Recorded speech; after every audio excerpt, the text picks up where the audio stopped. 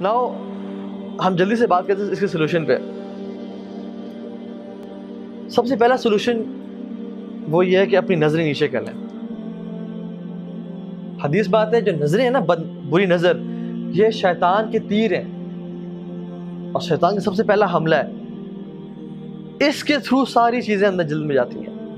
اگر یہ آنکھیں جھکی رہیں تو دل کے حالات ٹھیک رہیں گے, اور اگر آنکھیں اٹھی رہیں اور یہ نیچے نہ ہوئی تو دل تباہ برباد ہو جائے گا, حتیٰ کہ انسان کہاں تک پہنچ جائے گا. اور بات ساری شروع ہوتی ہے تھاٹس کے ساتھ. انسان کو تھاٹس آتی ہیں, تھاٹس پہ جب وہ پرسسٹ کرتا ہے ان کو ختم نہیں کرتا, اعوذ باللہ من الشیطان الرجیم پڑھ کے نہیں چھوڑتا, تو کیا ہوتا ہے فیلنگز ڈیولپ ہونا شروع ہوتی ہیں. اور جب فیلنگز کو انسان ختم نہیں کرتا, روکتا نہیں ہے, تو کیا ہوتا ہے ایکشن کرتا ہے وہ. اور جب وہ ایکشنز کرتا رہتا ہے حتیٰ کہ اس کو روکتا نہیں ہے, تو وہ اس کی سیکنڈ نیچر اور بیہیویئر بن جاتا ہے.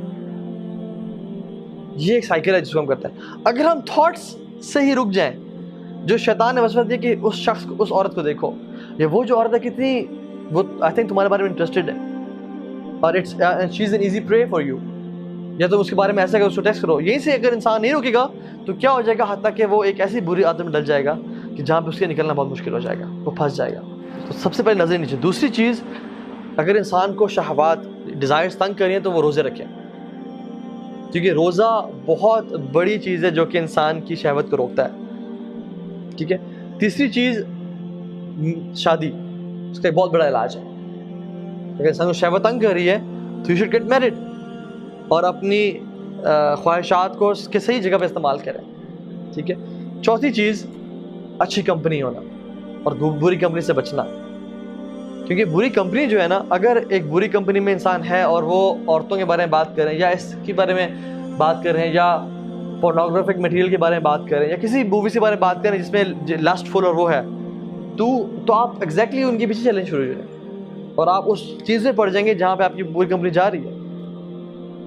تو اس چیز سے, بری کمپنی سے بچیں.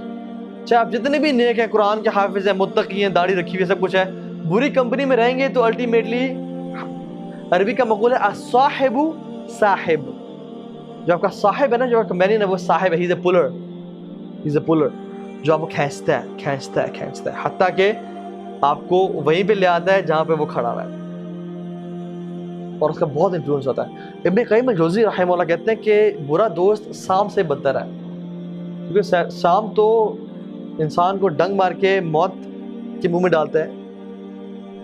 برا دوست جو ہے نا, وہ اگر آپ اس کے ساتھ رہیں, وہ آپ کو گناہوں میں انوالو کر کے آپ کو موت کے منہ میں نہیں, قبر میں نہیں, بلکہ جہنم میں ڈال دیتا ہے.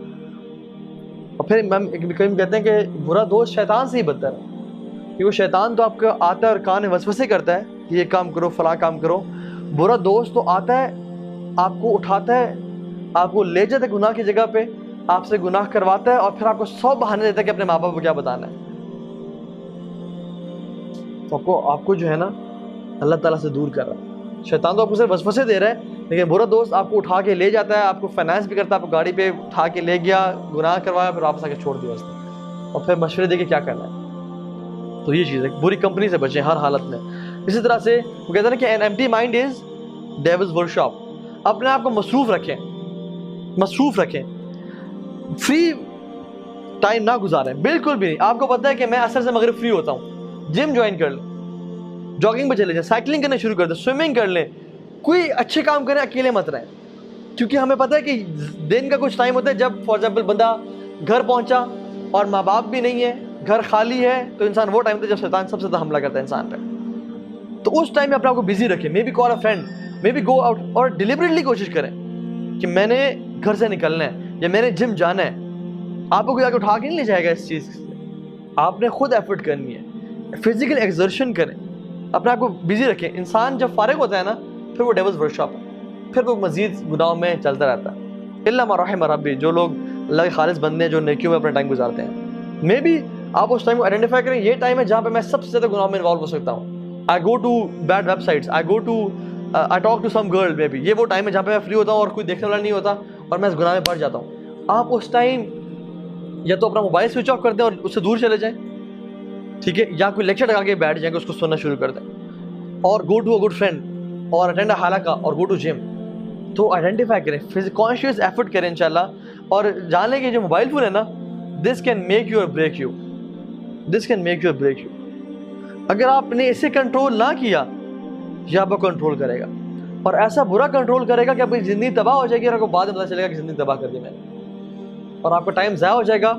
और हत्ता कि जो आप कुछ कर सकते थे इस एज में, इस टाइम में, वो आपके पास कुछ भी नहीं बचेगा. तो इसको डिसिप्लिन करें इंशाअल्लाह. दूसरी चीज़ दुआ करें, कसरत से दुआ करें कि अल्लाह मुझे बचा. अल्लाह के नबी ने, एक साहबी ने कहा, रसूलल्लाह मुझे ज़िना की इजाज़त दें. तो इससे पता क्या चलता है कि अगर आप पे कोई चीज़ मुश्किल टाइम गुजर रहा है और आप कुछ करना चाह रहे हैं तो किसी अच्छे बड़े इंसान से मशवरा, काउंसिल ले लें कि मैं करना चाह रहा हूँ, मुझे मेरी मदद कर, क्या कैसे बचूँ मैं. और सहाबा का अल्लाह के नबी से कितना क्लोज ताल्लुक है कि अल्लाह के नबी बस आकर कहा, रसूलल्लाह मुझे इजाज़त दें. तो अल्लाह के नबी उनके पास गए और उससे कुछ सवाल किए कि क्या तुम पसंद करते हो कि कोई तुम्हारी बहन के साथ करे, या खाला के साथ करे, या पुप्पी के साथ करे, या माँ के साथ करे, या बेटी के साथ करे. उन्होंने कहा नहीं है रसूलल्लाह. उन्होंने कहा फिर आप क्यों पसंद करते हो किसी और की खाला, बहन, बेटी के साथ. और फिर दुआ की उसके लिए. ये दुआ की बात कर रहा हूँ मैं. अल्लाह मग़फ़िर ज़ंबहु व ताहिर क़ल्बहु व अहसिन फ़रजहु, कि अल्लाह इसके दिल, इसे गुनाह माफ़ कर दे, इसके दिल को साफ़ कर दे और इसको पाक दामन बना दे. तो अपने लिए दुआ करें, अल्लाहुम्मा ताहिर क़ल्बी वग़फ़िर ज़ंबी व अहसिन फ़रजी, या अल्लाह मुझे पाक साफ़ कर दे. अपनी औलाद के लिए दुआ करें. इससे और भी दुआएं अल्लाह के नबी कहा करते थे कि अल्लाहुम्मा इन्नी अऊज़ु बिका मिन मुनकरातिल अख़लाक़ि वल अमाली वल अहवा, या अल्लाह मुझे बुरे अखलाक से, आमाल से और ख्वाहिशात से बचा के रख. अरबी में दुआएं नहीं आती, उर्दू में करें कि अल्लाह मुझे, या अल्लाह मैं बहुत कमज़ोर हूँ, तुझे पता है मैं हर दफ़ा फिसल जाता हूँ, तुझे मालूम है कि कितनी दफ़ा मैंने तुझसे तौबा करने के बाद ही फिसल गया हूँ, अल्लाह तू ही मुझे बचा ले, तू मुझे तौफीक दे, तू मुझे हिम्मत दे कि मैं बच जाऊँ. ला हौला वला कुव्वता इल्ला बिल्लाह, मेरे में ना कोई ताकत है ना कोई कुव्वत है, आपने मुझे बचाना. या अल्लाह कोशिश मैं करूँगा, इंशाअल्लाह इरादा मेरा होगा, पक्का आपसे कोशिश करता हूँ, वादा करता हूँ, लेकिन आपने मुझे बचाना. दुआ करें इंशाअल्लाह अल्लाह से. ठीक है. आखिरी चीज़, तकवा इख्तियार करें. और तकवा क्या चीज़ है? जो कि आता है मुराकबा से. मुराकबा इज़ नोइंग दैट अल्लाह सुब्हानहू व तआला is watching you. You know sometimes, कभी कभी इंसान पे जब ये धब्बे पड़ते जाते हैं ना, काले धब्बे, इंसान की स्पिरिचुअल स्टेट इतनी बुरी हो जाती है कि all what he fears is कि मुझे लोग ना देख रहे हो. जब भी कोई औरत गुजरती है तो दाएं बाएं देखते हैं कि मुझे कोई लोग तो नहीं देख रहे. अल्लाह का खौफ ही दिल से निकल जाता है और उसको सिर्फ खौफ है कि मुझे लोग ना देख रहे हो.